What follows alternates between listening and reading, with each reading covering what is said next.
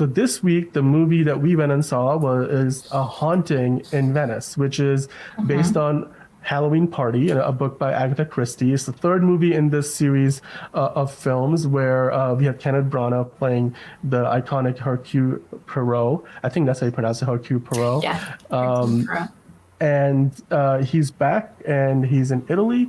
And this has got more of a Halloween tinge to it. I mean, as the original book's name was, Halloween Party. What did you think about this movie? It's not a very long movie, but it's definitely got like, some of those iconic cast members like the previous two movies were in this series. It's directed by Kenneth Branagh. Mhm. But it's definitely not just a murder mystery. There's a little bit more going on. So tell me what you thought about it. Yeah. I mean, overall, I thought it was a pretty decent movie. I did kind of become interested in Agatha Christie a couple years ago because I hadn't read a book since like seventh grade. So I started reading and I was like, well, I love mystery. So I kind of, read And Then There Were None and a few of her novels. Yeah. So I was really excited to see this movie because I really do like those classics. A funny thing is though, I read And Then There Were None and then I watched the movie. And of course, at the end, the ending was completely different. And so then I was like, oh, I didn't like the movie. So I always recommend, just for anyone, if you're going to see this, maybe don't read the book first. I always think that just, Right. sets up this expectation. And I haven't read the book yet. I think I will read it maybe this week after seeing the movie. But I think I've heard it's a bit different. So, that's just one thing to keep in mind. But yeah, I think it was good, especially now that we're getting into Halloween season. I feel like watching this movie is definitely like a Kickstarter into that. Already, got me thinking about my costume this year. Might wear a mask. That seems like, what's in now, just from the movie. Yeah. Um, but yeah, I thought um, it was pretty good. When it first started, I did think it was a little bit slow to kind of get you into it. I'd say the first 10 minutes, he's with Tina Fey. She makes an appearance in this movie, and they're talking. And so once they kind of get into the storyline, it picks up. There's a murder, and then it's like, okay, what's going to happen next? And I really was kind of like, does really keep you on the edge of your seat, I think. Also, a couple jump scares in there. I've never been a huge fan of horror, but I did find these weren't too bad. So if you don't like scary movies, I think you're okay with this one for sure. But yeah, it was. Um, I think it was a little bit. I don't know. I was kind of comparing it a little bit to The Death on the Nile, which I felt was, like it was like night and day. I felt even just like the scenery of Death on the Nile takes place in this warm climate, lots of bright colors, and this felt Right. very, dark, kind of Right. muted. The story too felt a little more understated. Not like a very big, flashy kind of haunted mansion situation. I don't think it's a bad thing. In fact, I think, it just seemed like a bit of a kind of quieter, simpler movie. And I did enjoy it, I think. Um, if I had to rate the Agatha Christie's that have come out now, being Murder on the Orient Express, Death on the Nile, and now I almost called it Halloween Party, A Haunting in Venice. Yeah.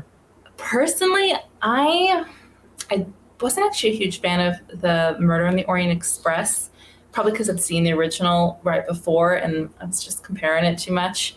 But I actually really did like Death on the Nile. Um, so I would probably rank this in the middle. I think, that one was, and I think that this one actually did better on Rotten Tomatoes than Death on the Nile, but Yeah. I don't know. I think it was, maybe I just like kind of the show more in that one. But yeah, I think if people want to kind of kickstart the fall season, this is a great choice. Absolutely, I agree with you. It's a movie it's cerebral is one word I would use to describe it, and that's true of like a lot of these Agatha Christie based movies. Last year I also saw another movie which I don't know if it was based on an Agatha Christie story or not. It probably wasn't, but it had Saoirse Ronan in it. It was called and a bunch of other like high A-list actors like as these movies usually do. I think it was called See How They Run, and it wasn't like the most impressive thing. Like it didn't feel particularly unique. And then of course the Glass Onion and the Knives Out, which Ryan Johnson and Daniel Craig are doing a fantastic job on. So the genre as a whole, I think it's in a good place right now. But this movie, I definitely agree with you, was much more of a limited in scope as compared to Death on the Nile, which felt like they just went like really big for the sequel to Murder on the Orient Express. Murder on the Orient Express, the new one, I personally still like that one the best of the three because the way it kind of plays out. And I also am kind of like a big fan of like movies that take place on trains or like, or movies on planes and stuff like, because it kind of, from a writing standpoint, from a storytelling standpoint, it kind of backs you into a corner and get creative because you literally cannot get out of that location. But the cool thing this movie does is because there's this big storm happening and they're in this house in Venice, they're kind of stuck there the whole movie. So it's similar in that sense that is this like one location, although they have a little bit of, stuff happening in other parts of Venice at the beginning, at the end of the movie. But for the vast majority of its runtime, you are basically in that house, much like everybody that's trapped inside. And you really get to see, I think for the first time in these new series of movies with Kenneth Branagh playing Hercule Poirot, the detective kind of really struggling with his own like set of beliefs. It's like he starts off like retired and sort of not having his mojo, and then by the end of the movie, spoiler alert, it seems like he's got it back and he's now back in the game, and sort of whatever motivation he had lost, he's regained that. So I did like the pacing of the movie once it gets going, but I do see where you're coming from, that in the first 10 minutes I think it's a little slow. It's I did like because it's a running gag with these movies with like the whole egg, and he likes his egg to be a very particular size and everything, and that's how he likes his breakfast. So like his all of those elements I think were fantastic, because at this point in the series, if they're not going to spend a ton of time on it, that's fine, but it just going to give you a reminder of who this person is. But what I did like about Death on the Nile is they really went into his backstory of who he was during the war and how that experience helped shape him and his fears and what his motivations to do what he does. And in this movie, they also, it's kind of like if you watch him as a series, you're slowly peeling more and more layers off the background of Hercule Poirot and who he is as a person, what drives him, what are his fears. So as a whole, like as a series of movies, I do appreciate how they've sort of slowly developed this character, while individually each of the movies can kind of stand on their own. I hope they keep making more of these, because as you hinted at, there are a whole series of adaptations of these Agatha Christie books from back in the day, and you can probably go on iTunes and buy all of them. And I went down a rabbit hole and I was like, oh my God, there's like a dozen of these. Like I should probably see if I can get a box set of them. So I'm excited. I want to see more of this. Like I love these. It's more of a thinking. You're not going in there to see some big action set pieces. It's not meant to be like some kind of thriller film. There is some good acting performances in here, like Tina Fey, like of course Kenneth Branagh. I recognize the person who plays the bodyguard for Hercule Poirot. He was the bad guy in the second John Wick movie. And so I recognize him from that, although like he looks like he's aged a little bit, or maybe they made him look a little bit older. But then again, the second John Wick came out like almost 10 years ago. So I had a good time. I'm looking forward to probably going to see it at least one more time in theaters, and then I hope that they make more of them, because I'm sure they don't cost much, right? From a production standpoint, there's not a ton involved in these movies.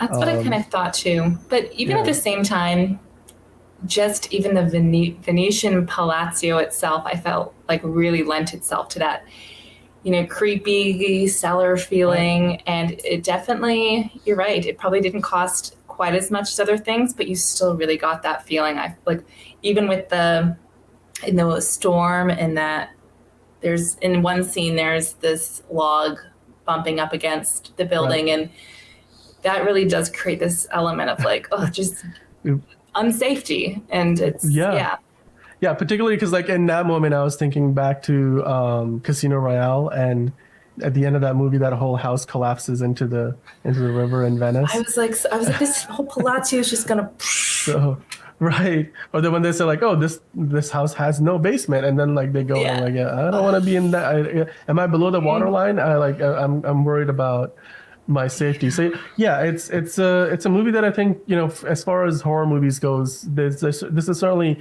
closer to a Shutter Island than it is to The Exorcist. Yes, so right. on the scary scale, or if you're not a big horror person, I think you'll have a good time with this movie because it's not a big horror movie. It's got the horror elements, and it's certainly more of a horror film than any of the previous two movies in the series. Right. But it's still at the end of the day a murder mystery, and a murder mystery that I think ends on a high note. And certainly they leave it pretty open ended. And like I said, I'm looking forward to seeing maybe more Hercule Poirot in our future. I know there's like a TV show that did like a British TV series that was adapting all of these series of books from Agatha Christie years ago. So if you can find that on I think it's like there's BritBox is a streaming service you can get it on. So if you want to get more of these, and if you don't get more of these in theaters, then you can probably go watch the TV series. You can also go watch the original series of movies. But yeah, let's hope we can get another movie in the franchise, because I think this is like, you know, it's a small franchise. It doesn't need to make a lot of money to be viable, and it was unfortunate how Death on the Nile financially struggled because of all the Army Hammer controversy, and then, you know, Oh the my movie gosh, kind of I got know. it tied up between the That Fox was and Disney crazy. merger. So the whole movie kind of suffered for it, and you know, Right. having so many other people work on the film, to have that one person, you know, kind of drag it down. Yeah, it's unfortunate, but yeah, the Haunting in Venice sort of sheds all of that, and taking the franchise in a new direction, hopefully. So let us know in the comments below, guys. What do you think about A Haunting in Venice? Is this the best of the series so far? Does this rank above Murder on the Orient Express and Death on the Nile, or do you feel like this is not as good as either of those? Or if you have you even seen those other two movies? Did you know these are all connected? Let us know in the comments below, and of course, like and subscribe for more content like this.